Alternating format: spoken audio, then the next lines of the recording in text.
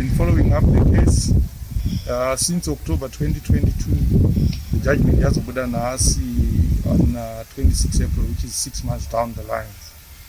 The judgment, the driver has a convicted for culpable homicide and Mtongo 5 years.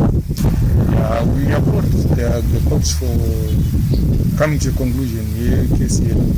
Though we feel that yatora longer one, then we also feel that the sentence is a bit lighter. Why? Because we are talking of 7 lives that were taken, innocent souls. Those 6 angels, Anita Manyuka, Beyonce Kimali Trusha, Anesi Share, testimony.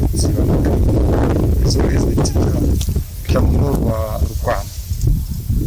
They obviously had bigger plans with their lives, and we also had a part to play in what we had planned for them as children and colleagues. They were now a part of us. They were teenagers, and we were looking forward to them looking after us as we grow old and seeing our grandchildren. But that wasn't to be, because of the recklessness of the driver, the negligence, overspeeding, and driving without due care, which resulted in that accident.